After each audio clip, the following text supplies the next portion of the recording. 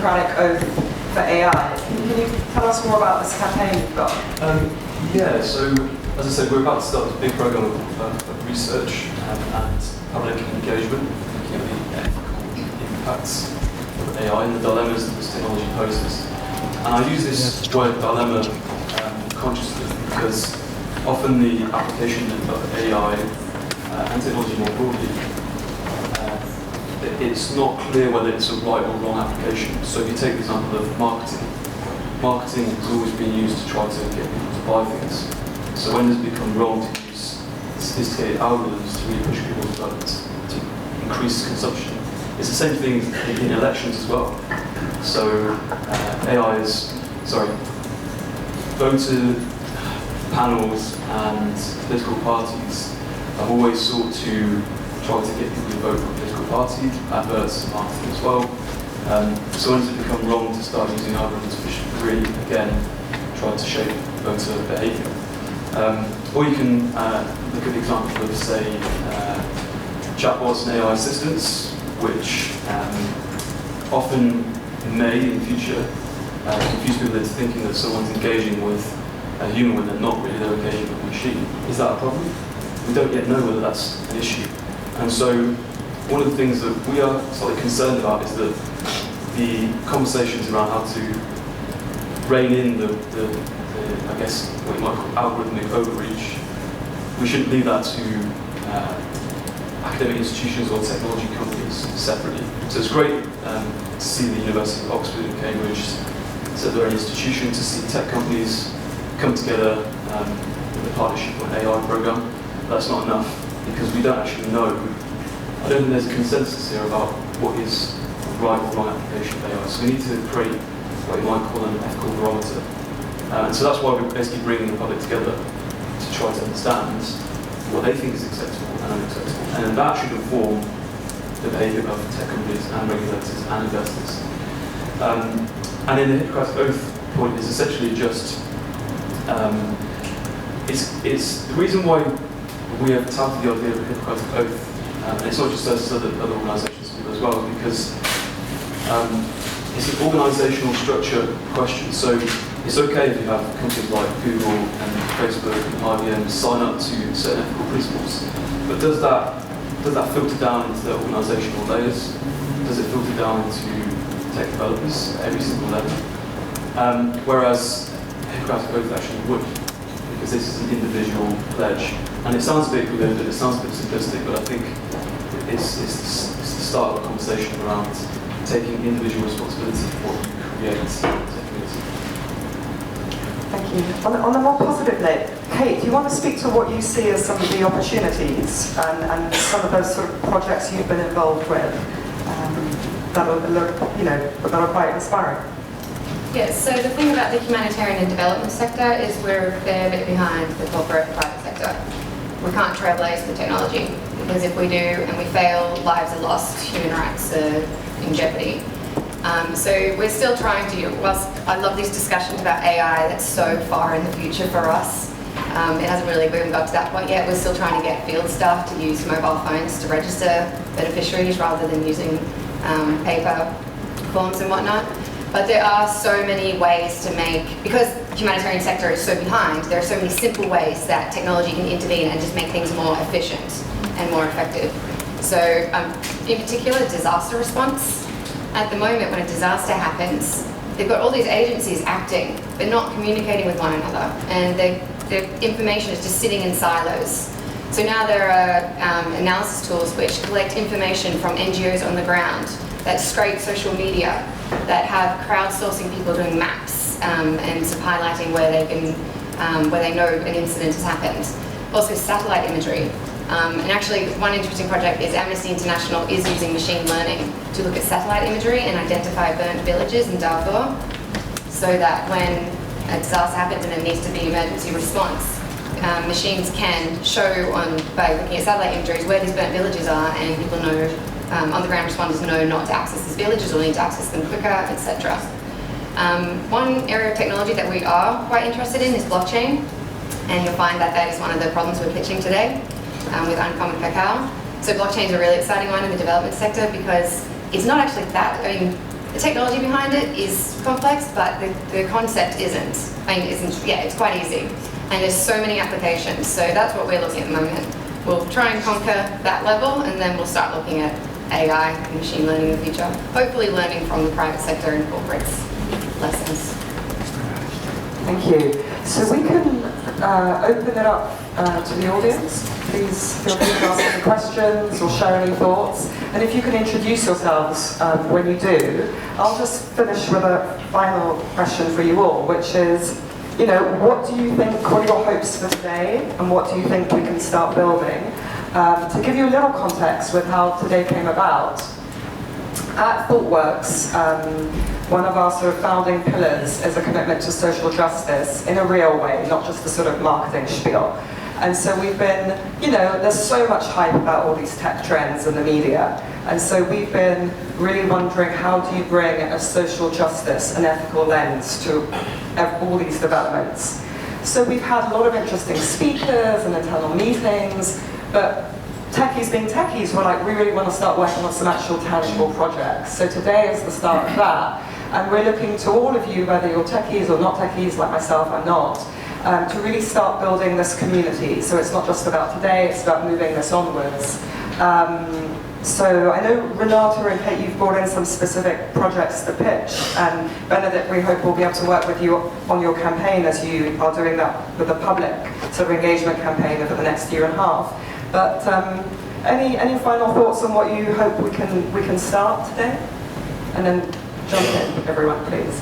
I'm just excited to have a meeting of the minds, because it's so often that there's a social problem, a humanitarian problem, and then there's a tech solution. But you really need people to come together and talk about it, because there are so many assumptions people don't realize they have until they're challenged. Because I think, and I hope that's what's going to happen today. I'm assuming everyone's from different areas of expertise, and it's going to be really exciting to see what comes out from it. Similarly, we all in this room, we are in a position of privilege, and we have the luxury of dedicating a time to think about these very new ideas and issues. And it's exercise for the brain, and it's also exercise for the soul. And so my hope today will be that we commit to this time to be fully here and find ways to connect and translate between the techies and non-techies, and use each and every of the skills in this room as all contribute equally for making a great project. Yeah, seconding all those thoughts. It's just really refreshing to see the tech community start really engaging with the social implications of this technology. I guess a few final thoughts might be a bit random, same with insights. But number one is that this is obviously an international issue. And so I mentioned before this partnership on AI group that is, I guess, a collection of Western AI companies. Now that's great, but there's no Chinese companies involved in that. And it's okay for Western companies to decide to pursue a more ethical route with the development of AI, but we need to bring in other countries and other jurisdictions within that. And then a second, just broader note to end on is something a bit more positive, which is a lot of the commentary on AI is quite negative, it's quite doom-mongering. It talks about risks, whether it's Oxford University saying 30% of jobs are at risk because of this technology, or whether it's Elon Musk's announcements. But actually this technology has massive potential to improve people's living standards and livelihoods. And one of the things that we say in our work is we should maybe shift the question from can we really live with this technology to can we live without it? Because there's a whole host of other issues out there, from climate change to an aging society to slowing down of drug discovery to the need to feed a growing population across the world, that AI is, I think, fundamental to solving and looking to address, and technology in general. So it's an urge, I guess, not to lose sight of that. Thank you. Okay, don't be shy. Please, just introduce yourself, take the mic, and fire away. Okay, hi, my name is Barbara, and I just love everything you said so far. So my background is in developing non-profit organisations, so I really understand the kind of social and political dimensions to it. So I'm really excited about this conversion of tech and social justice and philosophy. So I'm a developer in training, that's one hat. So I'm learning JavaScript, I'm going to hear out about that. But I'm particularly interested in this idea about the powerful and the powerless. And this sense of illiteracy, and the lack of literacy means that you're unable to exercise your political as well as your legal rights. So did you say you're from, is it Guatemala? Yes. Okay, so because I'm quite interested in this idea of political inertia, because I think that's what's built up over, Thatcher really. So what actually is being done in Guatemala, the recognition is there. So from a grassroots perspective, are there any kind of campaigns that are building up around to raise the level of literacy? Because that's where the power lies in terms of really readjusting this imbalance of power. So I'm quite interested in what's happening. I have a very, very, very quick response. It's a story actually. In Guatemala, a part of the things that we were doing with the Web Foundation was to discuss a legal frame for internet rights. And as part of that, we decided to include in the dialogue and to discuss things like algorithms and discuss things like data protection and so on, indigenous populations that are completely disconnected and offline. Why so? I mean, if we wait for the technology to arrive to them, to have these debates, we will never have the debates. And it would have just, a Facebook pack and a telephone and just a sign up here and this is what you get. So we had the discussion with the indigenous authorities, and the questions were so on point, But will they keep our pictures? But then you can track my location. And what about if I want to protest against the mining company? But why is these people sharing so much information about themselves? What's wrong? And it was very, very interesting because we did it. There were so many terms in the conversation that there was not even word yet to name some of the technological concepts. But it didn't stop us from having the conversation. And I think that this is an example, and this is something that we should practice more in all fields. And we do not have to wait for the technology to arrive to discuss the technology. And that's linked with your point on artificial intelligence. Oh yes, but that's a global north problem. It's not. We have to start discussing these very advanced topics with especially marginalized communities as soon as possible. Just very quickly. So I guess your point about powerful and the powerless and the impact of technology, maybe exacerbating those divisions. I guess nation-states and supranational bodies like the EU, I think, are starting to get on this and try to intervene.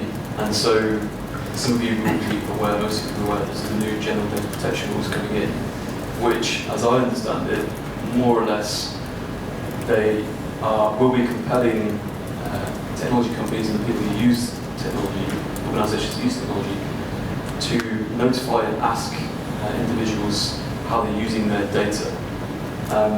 And that sounds great on the surface, but what it demands is that individuals really understand and are aware of the risks of what they share, and that they can make decisions with some information at hand and some insight at hand, and not everyone will have that. So I think that what I'm trying to get at here is there's a tension between how much power do you cede to individuals in terms of what they control over their data and how it's used, versus how much should the state decide, and the EU, in our case, decide how they should be used. We don't want to overload them with choices about how their data is managed. It's quite a dry subject, but... Just to that point very quickly, the problem that we have also with this imbalance of power is that in the last years, in the last 20 years, we passed globally a series of trade treaties that make many of the technologies that we want to discuss and explore and evaluate trade secrets. So we cannot legally go open these black boxes and really understand what's going on. And unless we reform that, we will not be able to audit what's going on behind those spaces. And that's a big relation of power that we need to shift back to us. Just to add, if folks are on Twitter and want to follow everyone here, I've got Renata's Twitter handle is there, Benedict's is there. Kate, are you a Twitter person or not so much? I think ours is, We'll come back. Kate's going to be here for the rest of the day. We'll come back to you later on that, on Kate's Twitter handle. Introduce yourself. Okay, right. Yeah, hi, my name's Lisa Bushlight. I am a clinical librarian. I work for the NHS. I want to speak to Benedict because I love everything that you guys have said, but I obviously, due to my background, your idea of an Hippocratic Oath, I think is fantastic. I just wanted to ask you, have you had a look at, because Hippocratic Oath is actually not what we use in medicine today, as I'm sure you're aware. You had a look at ethical codes of practice from the General Medical Council, from the Nursing and Midwifery Council, and actually from the professional body for librarians, because we've got an ethical code as well. I think that could, if you've not done that already, I think that could be really helpful to use as a basis as you develop your code. That sounds amazing. Yeah, okay, the short answer is I haven't, but it's a good place to start. There's no point in reinventing the wheel. I guess the thing about the idea of Hippocratic Oath for AI developers and people in the tech community is that they work in sectors across the economy. So it's people developing algorithms for finance, fintech, people developing algorithms for healthcare, people developing algorithms for education. And the question is whether you can really have an ethical framework which encompasses all of those different sectors, but just that one like slither of tech advocate, tech worker. I don't yet know, but yeah, I'll have to pitch it part of it. Yeah, that sounds great. I would love to be part of that conversation. Right. Sounds awesome. Thanks. I had a quick thing to tag on you.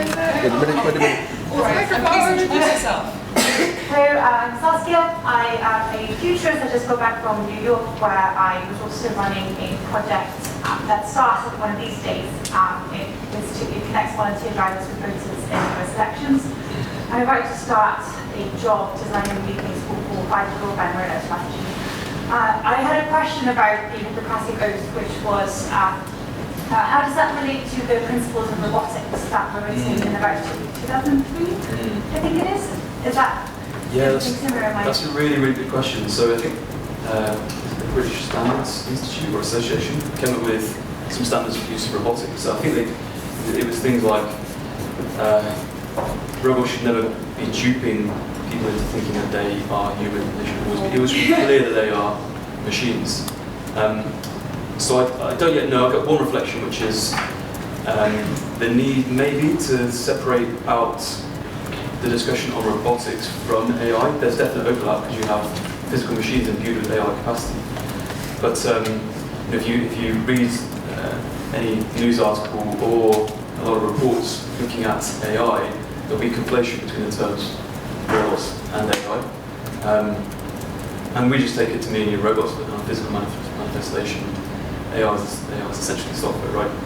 So yeah, it's a really good point, and we'll be looking at what the DSI are up to.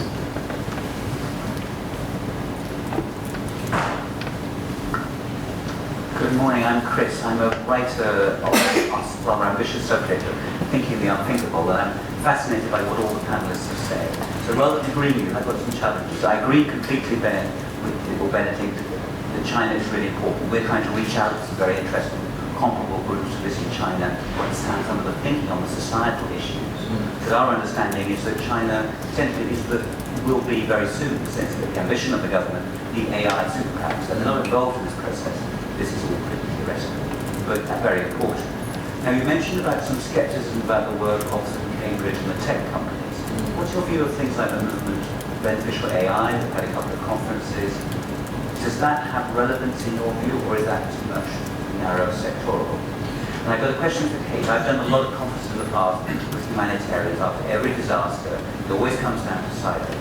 Is the problem tech, ignorance, or are we talking often about funding needs, dare I use the word egos, of humanitarians? Which is why after every disaster, this issue of why was aid wasted, the beneficiaries weren't engaged with correctly, comes up time and time again. What I'm fascinated, this is not a carp in any way, how do you use tech and other human facilitation to bring people together? Because silos have been through history. Tech on its own has been solved. What is the wider picture that will achieve that sort of collaborative venture that all of us in the room here together are talking about? Yeah, you're very right. There are silos after disasters all the time, and I think it is largely to do with humanitarian organisations being quite stubborn in that they've got their system and they know how to do it, and they're not that open to change. The humanitarian aid budget is something like $25 to $26 billion per year, which, interestingly, is also the same amount of money that goes into the international trade of yogurt. So it's not that much money. But only 1% of that budget is spent on innovation, because humanitarians are scared of innovation and technology. They don't understand it. And also it's really hard to persuade donors to give money for tech and innovation. Donors say, yeah, there's been a disaster, I want sacks of rice, I want you to rebuild houses, that's what I want to see. And you think, well, yeah, we also want that, but if you were to innovate with some, a new data analysis tool that would get the recovery quicker and cheaper, then you can do that tenfold. But it's having these conversations with the humanitarians, it's pretty difficult. And Leiden University held a summer school on big data for peace and justice a couple of weeks ago. And there were representatives from World Vision, from the World Bank, from the UNDP, and they were all sitting there saying, what system are you using? Oh, we're using something similar. Oh, we should talk. And so there needs to be these conversations, but there also needs to be funding pushed into it so that they can say, let's work on a communal platform, let's communicate more. But it's really slow. It's really slow progress, and I guess continuing to have these conferences where we bring people together and talk about what platforms they're using and what are the pros and cons of them, that's helping, but it's notoriously slow and difficult sector to deal with. But we're getting there, it's making progress. Just on that note, I think it's a really important point around funding and the money that goes into technology companies and technology research. Where does it come from? I think a lot of it's coming from the private sector, not that much from the public sector, apart from military spending in the States. And that means that essentially money does direct the flow and the trajectory of how AI develops, I think. And so maybe there's a need for a conversation with philanthropic foundations, with governments to spend a bit more on AI that has a clear beneficial impact on society. I'll just give you one example of this. There's a lot of controversy in the States around the use of algorithms in criminal courts. And there was one study done by a media outlet called ProPublica in the States, I think it was 2 years ago, and found that the algorithms used to decide or inform whether defendants should go on bail were twice as likely to flag black defendants as future criminals as they were white defendants, falsely flag them. And so what a philanthropic foundation decided in the States was that they would start to fund a new algorithm which they believed would address this problem. So they were actually saying, don't use this X algorithm, which we know to be biased and flawed. We will plow money into this other algorithm which they believed, or they hoped, would be unbiased. And so there's maybe a battle to be had in the funding sphere, and I think that there's a need for NGOs, philanthropic foundations, funders to step up to the plate and start putting money into socially beneficial AI. And then I think you mentioned one organisation called... Beneficial AI, it's a movement. Okay, I haven't come across them, no. I'll tell you about it later. Okay. Cool. I think we can take another question or two. Yeah. Yes, I'm Rob. I'm a developer at ThoughtWorks. And to go back a little bit to the development of AI, one of my biggest fears is that at the moment there's... All right, this is better. So one of my biggest fears with AI is that at the moment it's developed in the global north and in China that has access to talent and data, because you need loads and loads and loads of data to develop these algorithms. And one of my fears is that we're going to develop these algorithms in China and global north, and then basically codify the behavior we have here. And then we export these algorithms to global south and basically imposing our views of society implicitly through those algorithms, if that makes sense. And I'm wondering if you have thought about this and potentially what can we do about it to prevent this?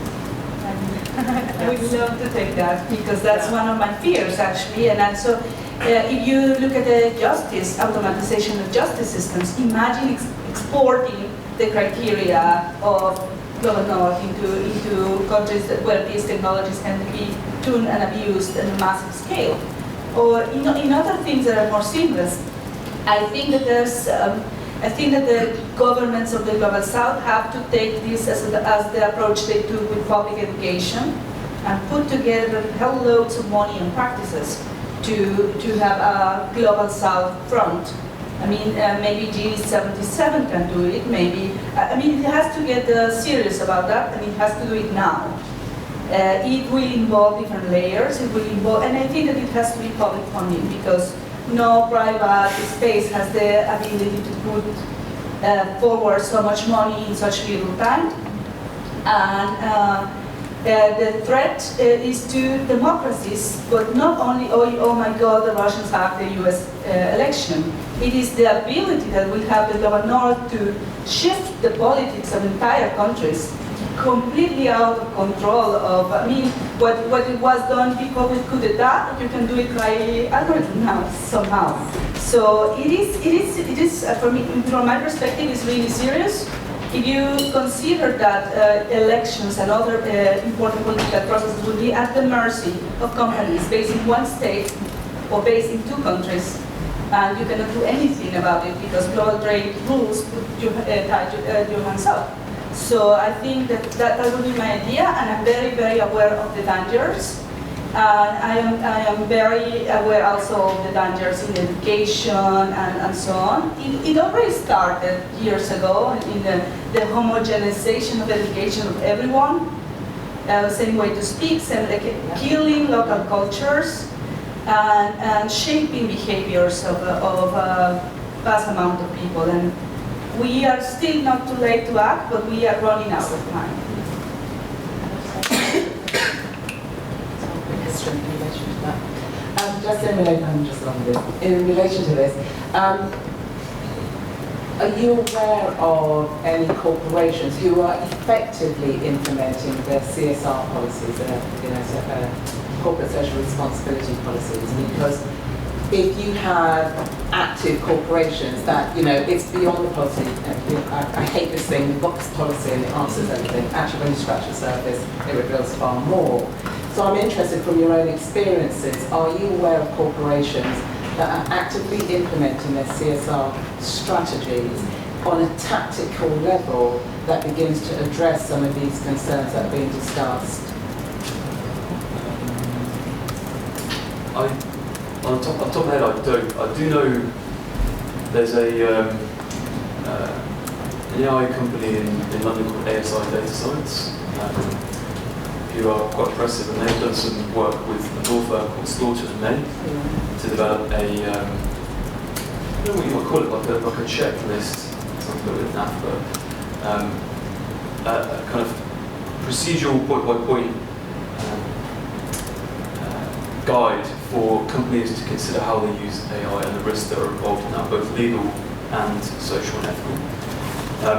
As I said, I think the danger is that, and you pointed out that with these kind of commitments that you have at company level, you can have the CEO, you can have the board of directors, all of them sitting around the table saying, this is, let's sign to this is great. Does that filter down? Do it through the levels? I'm not so sure. I know that Mozilla Corporation, which has also the arm of the foundation, is doing things in this area. And they are also investing resources in doing practical things. For example, they are doing a crowdsourcing on voice from as many people as possible, so the machine learns that there are different accents, that there are different ways of speaking, and so on. So it is not just the global north algorithm just fed by the voices of one way of speaking. So that's one example.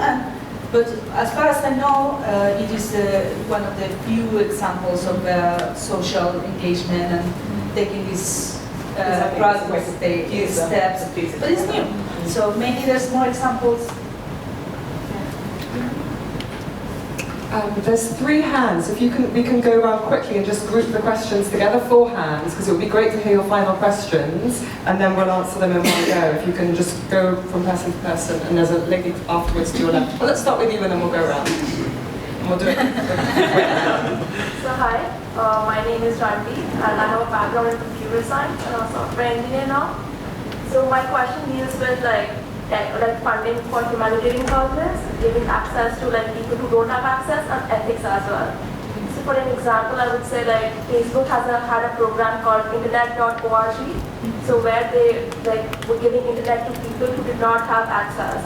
So why it failed in India was because they were going to restrict the content. They were going to show to people who they were going to give internet to. So my question is, are you open to the idea of like organizations funding humanitarian causes, giving access to people who need it, but deriving benefit from it as well, like Facebook? Thank you. My question has to do with Lucina. My background is in public policy and economic policy from LSE. And my question has to do with the development of AI and basically who owns data. Will there be a shift from basically the wealthy elite to the intellectual elite who are in power? And will this have a different effect on society? Who will be in power basically? Or will there be the shift, and then what effect will it have on society? I have a question about international cooperation. I think that obviously we're all thinking very hard about a combination of legislation and general social codes, like you say, a lot of the time in the Western world. But even if we get some kind of international consensus, get China on board, there's obviously the risk of a few countries not participating. And when it comes to something like AI, I wonder if there's a risk of some AI safe havens emerging, kind of like tax havens, where people go if they want to do whatever it is that they want to do and invent whatever it is that they want to invent. Yeah. So how do we address that? Good question. And Eddie, you have a question, is that right? I do, yes. So I heard governments mentioned... introduce yourself. Sorry, my name's Eddie and I'm a keen advocate of open source. So I recently heard Mozilla Foundation mentioned. So my question is, governments were mentioned before, and you've just briefly mentioned Mozilla Foundation.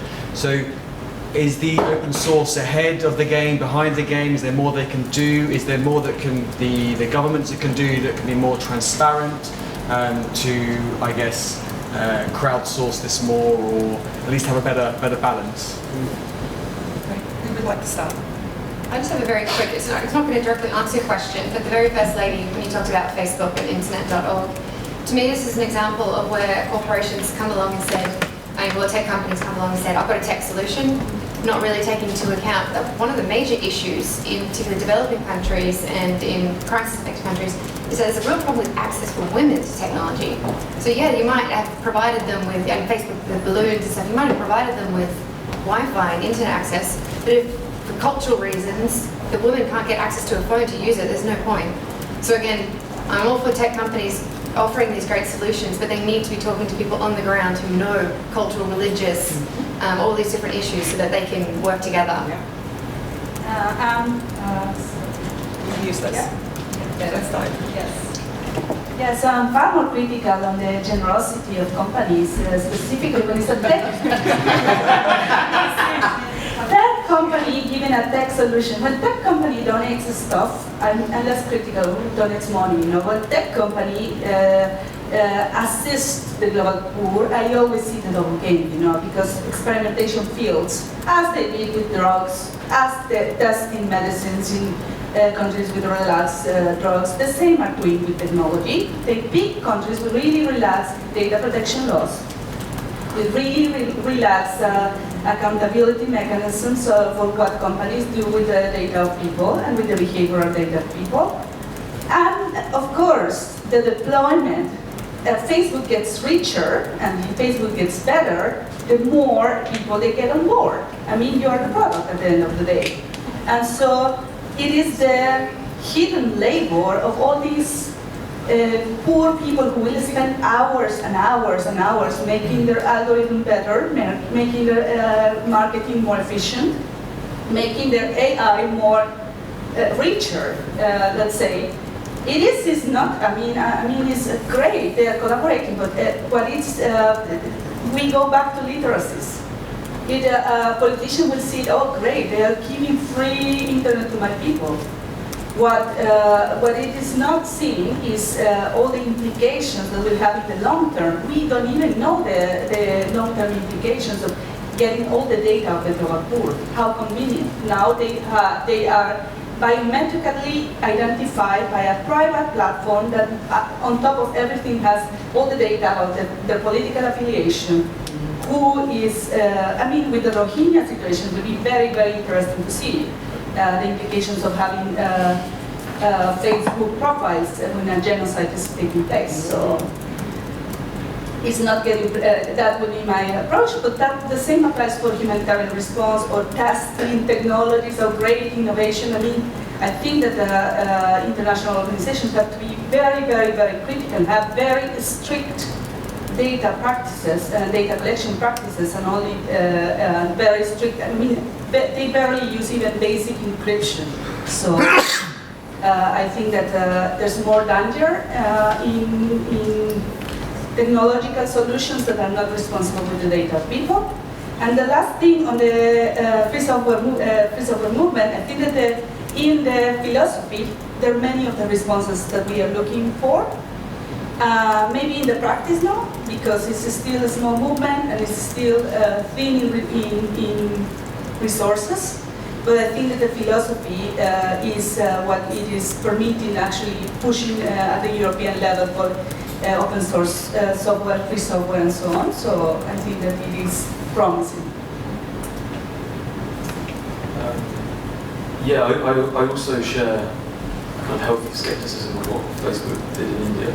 And I guess, coming back to the big point about money that flows into technology, three sources, I guess. One is from the private sector, including VC. Second is, I guess, government funding. The third would be international funding. And my sense is that the funding that should be, the ideal way of funding this kind of technology is through a lot of public investment, because then that money is accountable, the spending is accountable, and the priorities are set by elected governments. And this is an issue with philanthropy, I guess, in general. On the point of international cooperation, it would be great to have some kind of organisation, institution that brought countries together to have a common goal. Does anyone know of any? Because we're leaving one right now. And so this is a concern for us. And it's, again, coming back to funding. The EU has a major pot of money to spend on AI research. UK, I think, and this is running into hundreds of millions, the UK government just this year said it would put 17 million more into research development. So small amounts of money. And yeah, AI safe havens, I don't know how that would work in practice, but there is a concern that, yeah, if you don't have all these countries working together, you could have some pariahs who allow anything to go. It would be like a Wild West AI. Amazing, thank you so much. That's a very exciting way to frame the day, and thank you everyone for your awesome questions. Just to mention, you touched on Brexit there. There's a very interesting story that's going to break this afternoon about a lawsuit that's being launched against Cambridge Analytica around how they use social media around Brexit. And some of you are aware that Cambridge Analytica are involved in elections all around the world, Kenya, Mexico, you name it. So there's going to be a big story in the Observer tomorrow, so look out for that, because it's very much tied into what we're talking about today. So thank you very, very much indeed. Thank you, and then we can move on to getting into some problem statements and pictures and problems. So over to Charlotte, and thank you all. And Kate's Twitter info is here, and HumanityX as well. So, okay, thank you.